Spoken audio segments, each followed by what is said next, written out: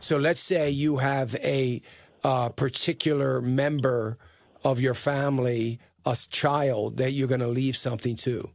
This child has proven to be, this adult child now has proven to be irresponsible. Maybe they have drug addictions. Maybe they even have physical issues or whatever it might be. And you're concerned with how they might manage what is left, or you're concerned about being able to help them manage properly by giving direction in a trust that will say, under these things, these conditions, this is how you're going to receive the money. The money is going to be received to you by such and such, through such and such, or whatever.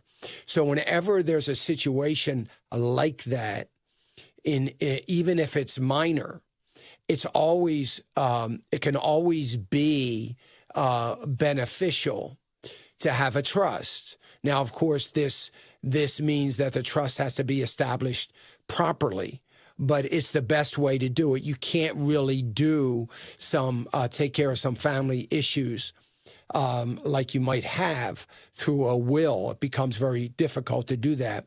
And it's much better to do it through a trust with the trustees of the trust being part of that trust will have the, not necessarily the authority, but have the mandate to follow the trust to the letter of whatever it is you wanted to do. So from that perspective, it's a good thing. The other thing I would just say to you, remember that a trust doesn't work unless you have all of your assets in the name of the trust. I owned a trust company for years, and I've argued and been a part of court cases for contesting trust. But I will tell you that if all the assets, which is the common mistake that people make, aren't in the trust, it becomes very difficult to defend that as something that is a part of the trust.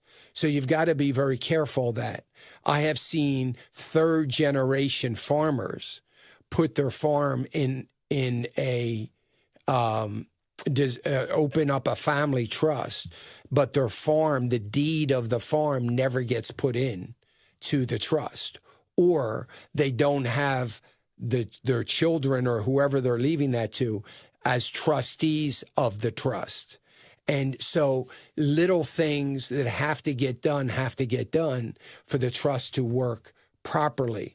But either we put it off making that happen. So a lawyer can draw up a very good trust, but a lot of times a lawyer, which is probably best so you don't have to pay the fees, the lawyer is giving you instructions and dependent upon you to really make the trust work by making sure your checking account, your savings account, your mutual fund accounts, your land, your house, your property, everything with the exception of your IRAs, because they can't be put in trust, are put into the trust.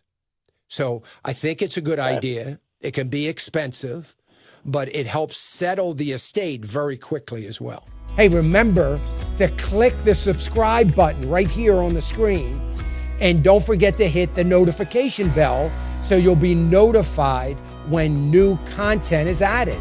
And more importantly than anything, you don't want to miss all 3 live hours of Financial Issues every day from 9 to noon. And you can watch it on FISM.tv. That's FISM.tv.